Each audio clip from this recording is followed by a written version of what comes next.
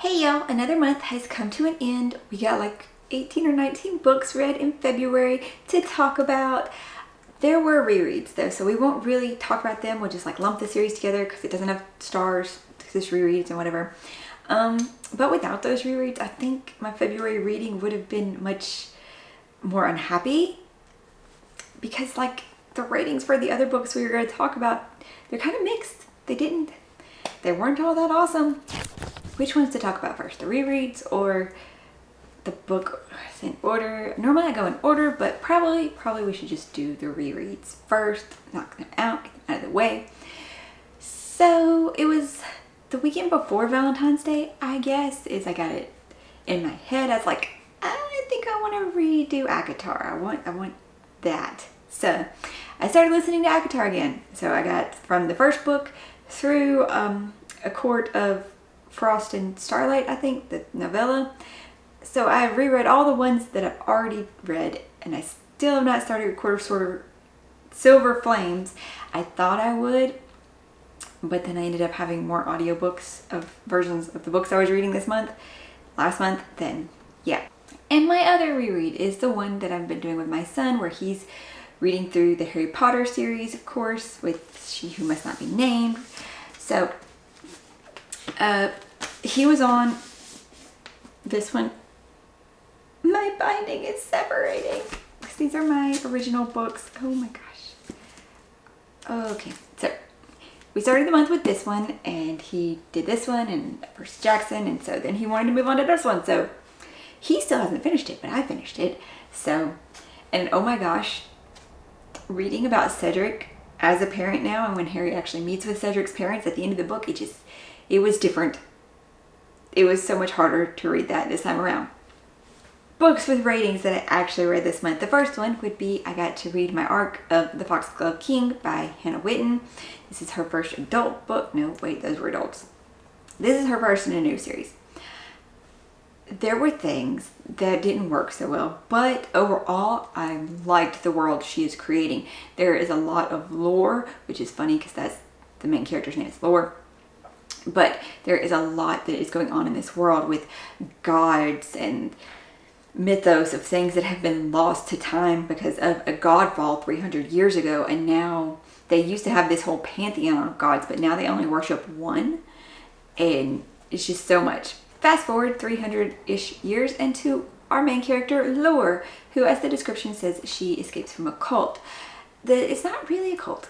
It's not. It is a secret order of this warrior monks religious society who they have tried to make disappear because this specific section is meant to always watch over this dark goddess's body that's entombed in the ground. So comes Lore. She escapes. She's been living on the surface. She does get discovered by the warrior monkey people, as she was actually saving someone from being taken by them and put in jail or put into slavery. So she did a good thing. She got caught, and now she's being used by the king to find out what is causing his people to die, and also to spy on his son because he does not trust his son. I'm really afraid she's going to set up a love triangle. I don't want her to set up a love triangle. I don't feel there's grounds for it. Like the prince, he kind of likes her in a way, you know, of course he thinks she's beautiful, whatever, but he never showed interest in her like that. He was like, I'd be down if you want to have, you know, but it's whatever. But she just feels a connection to them, though, both of the main characters. And it's not like a love connection. She's like, I feel like I know these people already. That's my thoughts right now. It was a 3.75 stars though. It was, because there was some problems with the way things were executed. There's just a little bit. But we're going to see how it keeps going. I'm going to see how she builds this world. Because this is the epic fantasy, and I can see the foundation stones for it. And I've probably talked too much about this book now. The next book was kindly sent to me by the author, and this is Vivens Song by Jonathan Rhys Meyers. This ended up being a 4 stars. It is also a fantasy book. Currently, it's a standalone, and I think it can be a standalone, but possibly he's setting it up to turn it into more. just the way it ends, it could be either or. You know, he could leave it here. He could continue the story into another area.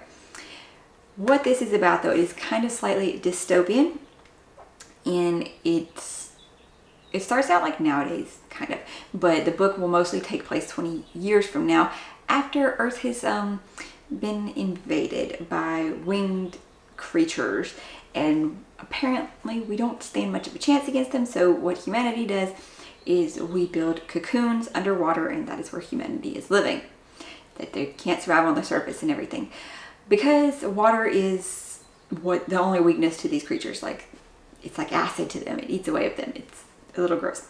Some descriptions were provided.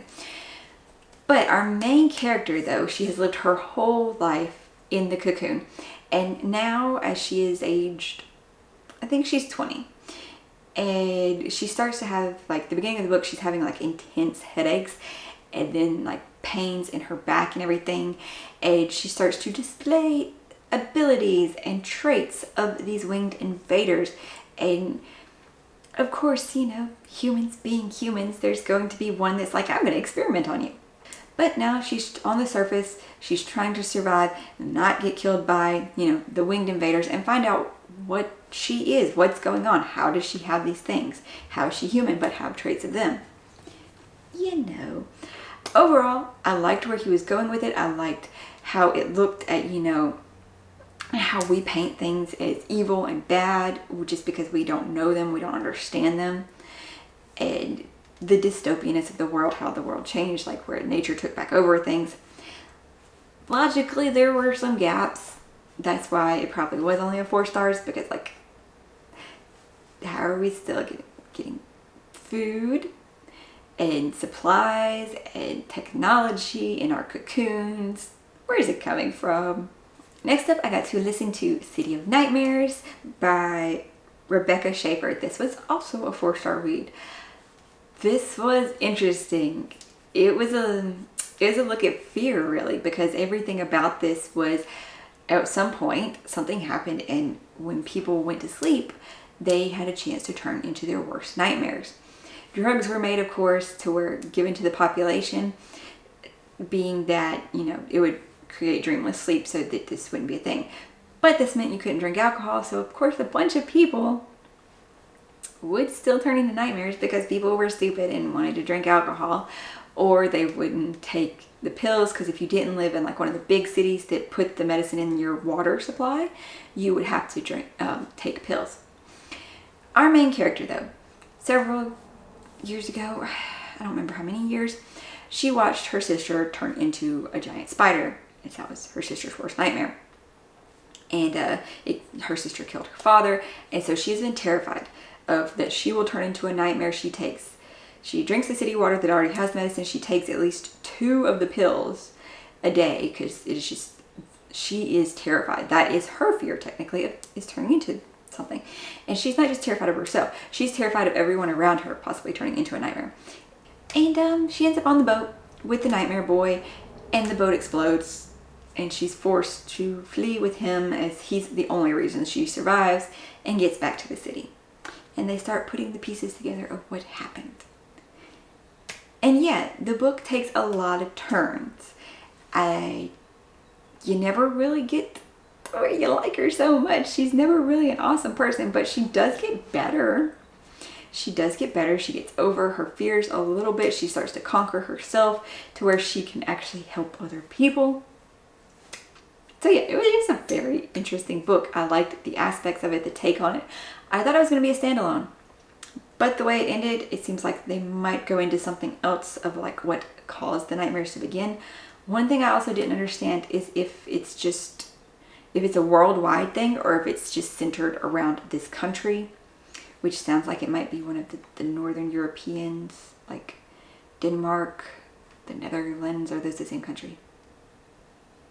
It sounds almost a description as it's somewhere in that. That's something I picked up. I don't know. So yeah, I still don't know though if it's a worldwide thing or if it's just there. Next up is the one that ended up being my highest rated of the month, and this is Quantum Radio by A.G. Riddle. I do love how he blends actual science with the adventure and the speculative science. I like how this is going. yet again, I thought this was going to be a standalone, but it is something that's turning into a series. So there is that. In this one, our main character, Tyson Klein, which actually part of one of the descriptions calls him Tyson Vogel. Not the point though. He is a physicist though, and he's working at CERN. And what he is doing is analyzing the data from the last time that the Large Hadron Collider had been turned on, just like a year or so ago. And he has come up with this algorithm to analyze the data, and he has found something. So at the beginning of the book, he is presenting his findings to try to get extra help and funding from people at CERN to be able to fully analyze this and like look more in depth at it. And then he's almost killed that night, as people had already found out, or was it that somebody was watching him there, or he told his kind of girlfriend and somebody overheard him. Like, they were watching him though. They were watching him, watching his research. So he's almost killed. He goes to the only person he can for help, which is his estranged father. His father takes him to the US, to DARPA, who is also working on something like this. And he convinces them to work with Tyson, and they analyze the whole thing, and they get schematics for this quantum information, for a quantum radio. Which, I don't know, it's not, their version is not exactly a radio because it's not transmitting anything to them, but that will come into play later. It was very cool. I'm not sure how he's going to integrate this into future things.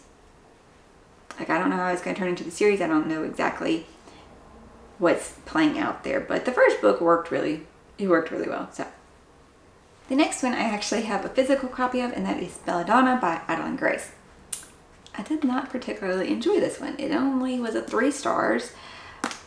I don't know. I mean, she wanted her whole life to be a part of society because every guardian she ever had kept dying, so she was never able to, be a part of society, as, she's an orphan little rich girl, but, her money and her family status should have allowed her to be, have friends and have teas and go to balls and stuff. But at 19, she's never been able to do that because she hopped from guardian to guardian as they kept dying. And so she feels like she's followed by death, and she can actually see dead people, and she can see death, so she knows he's a person. Yeah, I didn't like Cigna's character that much. She wanted to be part of this society so much, and then when she got to be a part of the society at her new guardian's place, like right before she turns 20, she gets to live with this other part of her family where the mom has died recently and the daughter is deathly ill. So the daughter's about her age, and she's trying to find a way to save her, but she gets to, go to teas and actually have a governess and everything. And so she's doing that while also trying to solve what's happening here. It's very, yeah. But she's finding she doesn't like that. She doesn't want to have to be so proper. Like if she's hungry, but she can only eat so many scones or pastries because that's what a lady does, etiquette demands and everything. Just don't then. Just don't. I don't know. The next one did not go much better. This was The Bone Wars by Erin Evan. This was also an arc, kind of. I think it's been released in the past. I don't know. The author was a paleontologist, or has been a paleontologist, geologist thing. So it got high praise from people in that circle. And while, yes, a lot of the information was very accurate, I feel like, very true to things, it also was info dumpy. And the characters were not realistic. This is listed as a YA book. Molly, I think, is our main character. She's 16. She is an intern on a dig site in Montana. And she won the internship through some scholarship. Okay, all making sense so far. She's smart. She's been on digs before. She's just a dino nut. Okay, cool. That's fine. Immediately, though, one of the adults is, of course, putting her down, and she's just a kid. She's just, no, she's not going to be able to handle the heat. Okay, trash truck is gone. Cool. Which, true, this kid's from California. The heat in like a desert area of Montana probably would be hard, but she said she's been on a dig before, so there's that. Yeah. But it's just the relationship there of he's immediately discounting her and she's going to prove him wrong. She's right. She's smart. She's all this. Really? Too much. That happens in like the first or second chapter, and I'm like, I got a bad feeling. I got a bad feeling here. This is not going to work. And it just gets worse. It just gets worse. And these people take her out of country at one point, which they says for the scholarship, they had her get a passport. What? That is not a thing. What? And she leaves the country without telling her parents. You are not some super spy genius. That is not what this novel is. You know, these people should not be removing you from the country. That is kidnapping. That is legitly kidnapping. Okay, I'm going to stop ranting. I'm done with that one. Okay. That was just probably too much. I'm sorry. The next one, though, is The Secret Garden of Yangi Inn by Amber Logan. This one came in our November Unplugged book box. And I was like, oh, it's a cozy book. It's like, The Secret Garden. So we're going to get the gothic vibes. It's not cozy. Not cozy. Gothic vibes. Totally. Especially considering, it says in the description, I think about, ghostly sounds and a devastating secret. Okay, so we got that. We knew that. Our main character travels to Japan. She's a photographer, and she has gotten this job to photograph this inn, Yangi Inn. When she gets there, though, she does find that it's kind of been left to go. Like, a lot of things are not taken care of anymore, especially this forbidden garden on an island in the middle of the lake pond thing they have there. But our main character, Mari, travels there after her mother has just died, like, very recently. I think like 2 weeks died. To be able to do this job, she wants to throw herself into her work. So she's not grieved, hardly. They knew her mother was dying, though. She was sick for a while. She was in the hospital. Was it cancer? So, yeah, she's gone there, though, and she's trying to get back into stuff because she knows her mom would want her to have a life, her mom. But she's not feeling it at first. She loves Japan. The family actually spent time in Japan, and they grew up in Japan for a while before they moved back to the States. And there's just traces of that, like the ghostly sound. She's seeing her mother. She's getting memories that she doesn't particularly remember. And she's just starting to see things differently, I suppose. So this is a story of working through your grief, working through a trauma, even if at one point you find out there was a thing traumatic that happened to Mari in her childhood. It was beautiful in its way, and it was dark. It was all that, the gothic feel. And it's also, it's the catharticness as she starts to revive this garden. It's just weird, though. It's the same point. Oh, she's doing all this work there. Like, what? The people who work at the end don't seem to realize what you're doing. Okay. It was beautiful, though. I did like it. It was 3.75 stars. And the way Mari recovered and the way she found herself and was like able to reclaim her life again and move on and come to terms with her mom's death and also forgive her mom for things that had happened in their childhood. Next up is another 4-star read, and that's The Keeper 6 by Kate Elliott. It's my adorable little book. I don't think I'm ever going to get over how tiny this book is because I was not expecting it to be so tiny. And I still love the dragon on the cover, and now that makes sense. That's actually a scene that happens in the book. So that's awesome. This book, though, is about a mother trying to get her son back. Esther, how old is she? I think she's in her 60s. Yeah, so she is a very older lady, and it is her adult son, and he has been taken. And when she arrives at his home and speaks with his partner, and they uncover like who took him, and she has to call in her Hex, which is her traveling party. And it's called Hex because there's 6 members of them, and each one represents something different that is needed to be able to travel into the beyond. Like you have a ghost, you have a light, which Esther is the light. But so the realms are connected through the beyond by dragon lords. So the dragon lords are kind of over this concilium, which is like a regulating body of who can travel through the beyond, what worlds are connected, what things are allowed to transpire between the worlds. Like Earth is only a level 4, which means that some of our governments know about the beyond, and some people, such as Esther and her family, and of course the members of her hex that are all from Earth, they know about the beyond, but the public at large does not.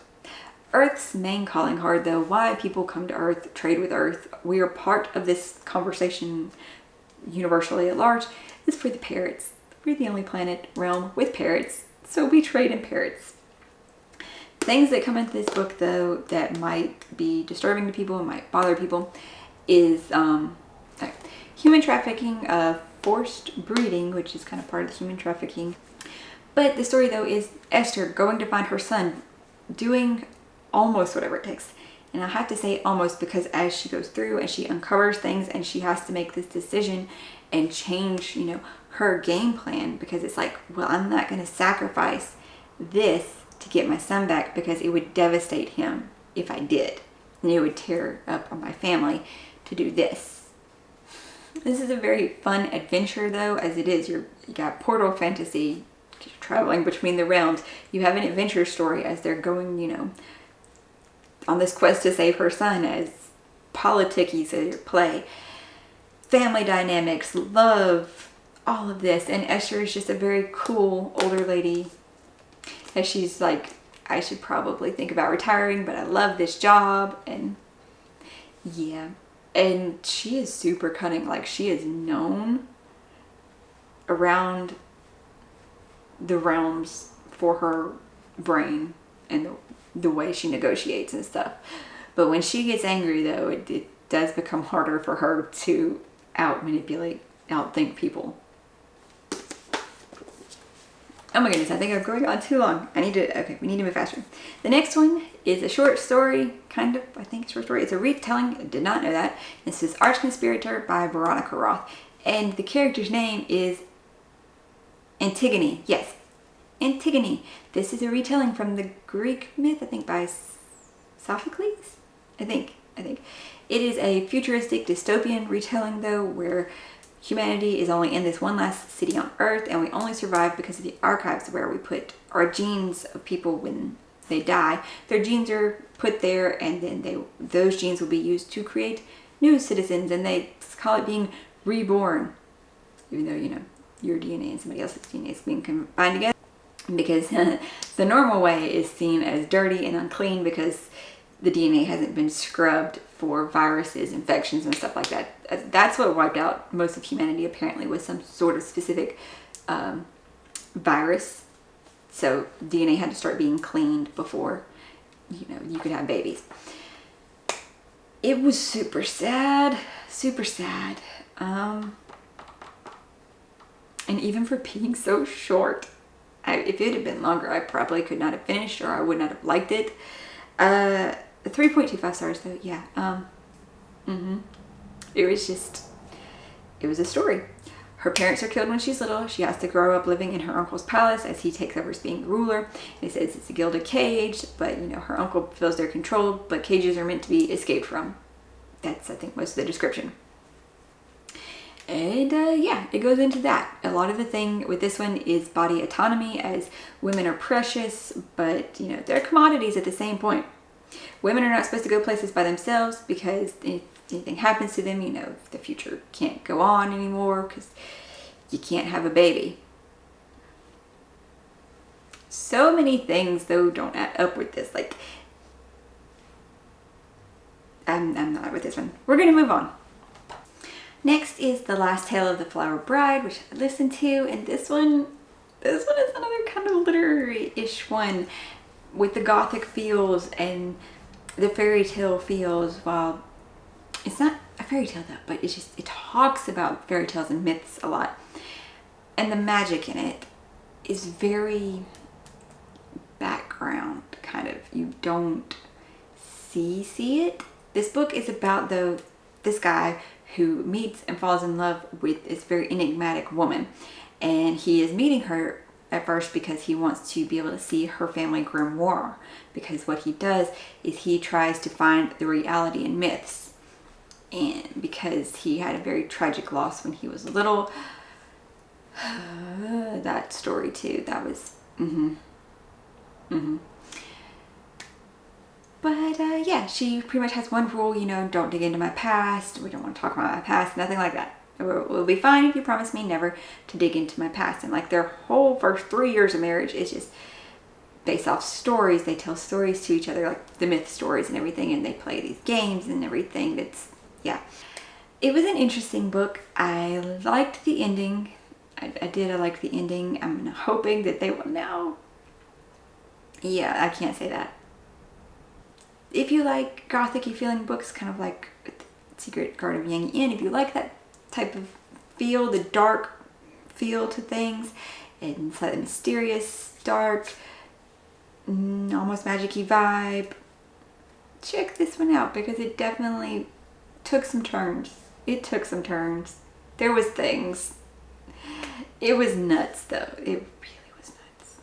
The last books though I'm going to talk about are series, the 2 books in the same series. I got a copy from the author, and for the second one, and I ended up going back and reading the first one so I could understand the second one because I accidentally started the second one and I was 30 pages in and I'm like, I don't get it. I don't understand. Why do we just jump in with this? And I was like, idiot, you're on the second one.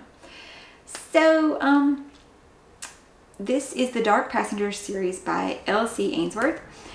The first one is Too Many Shadows, Too Little Light, and the second one is Too Many Horsemen, Not Enough Horses.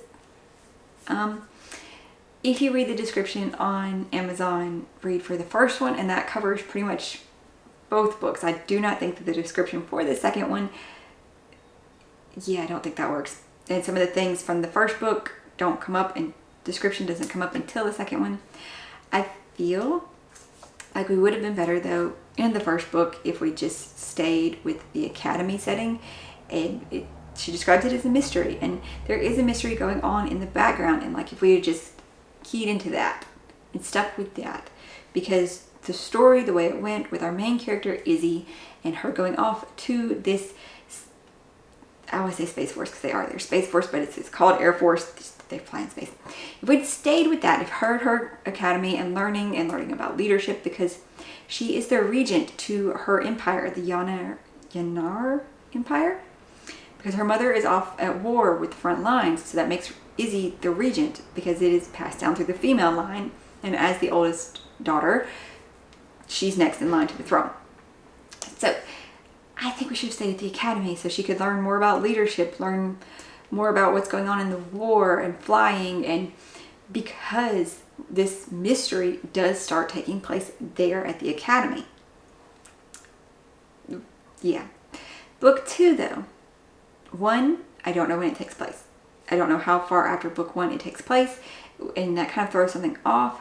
There is a problem, especially with one of the chapters where we're introduced to more of the human characters. And I liked seeing from their perspective. It really added something different. It added a new outlook. And their storyline actually never connects with Izzy's. So that is future setting up for like where they will. But when they are first introduced, and like it says meanwhile across town, and it introduces them. But the event that they're being introduced right after, because they're being brought in for this, happened in book 1, possibly weeks ago. So inconsistency. So overall, I really like what she's trying to create here. The broad scale of world building from Earth across the galaxy, alternate history here on Earth, the diversity of characters, of representation. So much is happening. It could be so good, but we get a little lost. Both of the books though scored in at 3.25. Hopefully we will get to develop this world more and develop this story, this universe more, and it'll flow better. I'm going to stop talking, babbling. Yes, I had a goal not to talk as much in this video, to make it not super long, just to get brief, and it was never brief. I don't know, maybe one day I'll be able to. Maybe we'll start doing mini wrap-ups halfway through the month. That way they're overall not so long.